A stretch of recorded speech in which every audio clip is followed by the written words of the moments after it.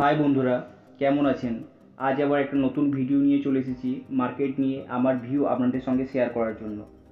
তার আগে কমেন্ট করে জানান আপনাদের ট্রেডিং কেমন চলছে।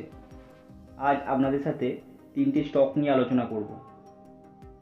ভিডিওটি দেখার আগে একটা লাইক আর সাবস্ক্রাইব করে দেবেন প্লিজ। আপনাদের একটা লাইক আর সাবস্ক্রাইব আমার কাছে অনেক বড় পাওয়া।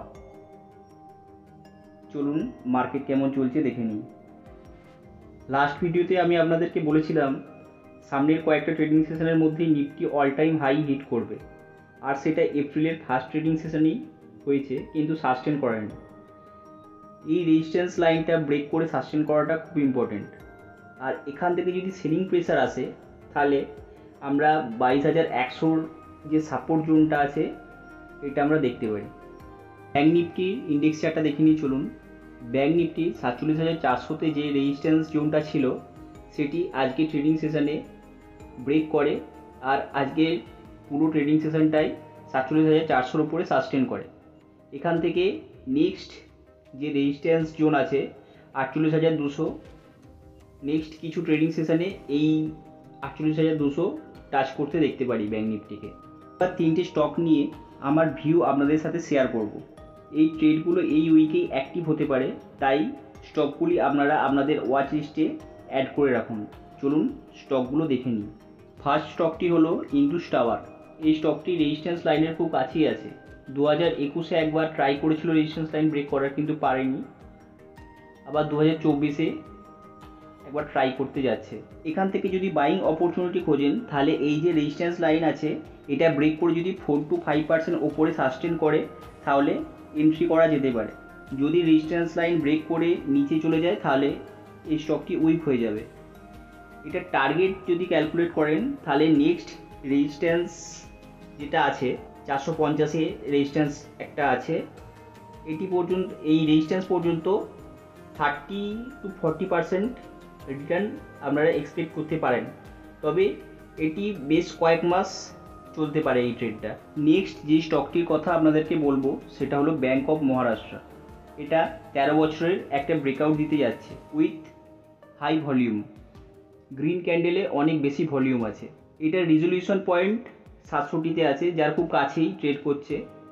এখানে যদি বাইং অপরচুনিটি খোঁজেন তাহলে রিজলিউশন পয়েন্ট থেকে 4 to 5% ওপরে বাই করা যেতে পারে। আর স্টপ লস যদি বলেন তাহলে সেটা রিজলিউশন পয়েন্ট থেকে 2 to 3% নিচে লাগাতে পারেন। রিজলিউশন পয়েন্ট থেকে নিচে গেলে স্টকটি উইক হয়ে যাবে। আর টার্গেট হবে নেক্সট যে রেজিস্ট্যান্স আছে 85-এ একটা রেজিস্ট্যান্স লাইন আছে, এই এত অবধি আপনারা টার্গেট রাখতে পারেন। আর রিজলিউশন পয়েন্ট থেকে যদি নেক্সট রেজিস্ট্যান্স লাইন অবধি টার্গেট ক্যালকুলেট করেন তাহলে পুরো 20 to 25% টার্গেট আসতে পারে। আর এই ট্রেডটাও কয়েক মাস চলতে পারে। লাস্ট যে স্টকটির কথা বলবো সেটা হলো হিন্দুস্তান কপার। এটা একটা ব্রেকআউট দিতে যাচ্ছে উইথ হাই ভলিউম। এই স্টকটার রেজলিউশন পয়েন্ট 325-এ আছে। আর যদি এখান থেকে বাইং অপরচুনিটি খুঁজতে চান তাহলে রেজলিউশন পয়েন্ট থেকে 4 to 5% ওপরে বাই করা যেতে পারে। আর স্টপ লস রেজলিউশন পয়েন্ট থেকে 2 to 3% নিচে একটা স্টপ লস লাগানো যেতে পারে।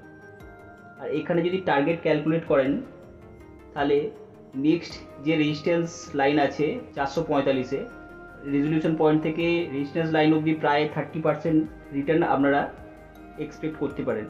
আর এই রেজিস্ট্যান্স লাইন যদি ব্রেক করে যায় তাহলে নেক্সট যে রেজিস্ট্যান্স লাইন আছে 600-তে, এতটা অবধিও যেতে পারে এই স্টকটা।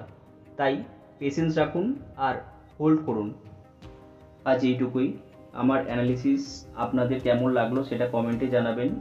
যদি এই ভিডিও থেকে আপনাদের একটুও হেল্প হয় তাহলে একটা লাইক আর সাবস্ক্রাইব করে দেবেন, আর ফ্যামিলি বা বন্ধুদের সঙ্গে এই ভিডিওটি শেয়ার করবেন। আর যদি কোনো স্টক নিয়ে আপনাদের জানার থাকে তাহলে কমেন্টে জানাবেন, আমি পরে একটা ভিডিও বানিয়ে আপনাদের দিয়ে দেব। Thank you.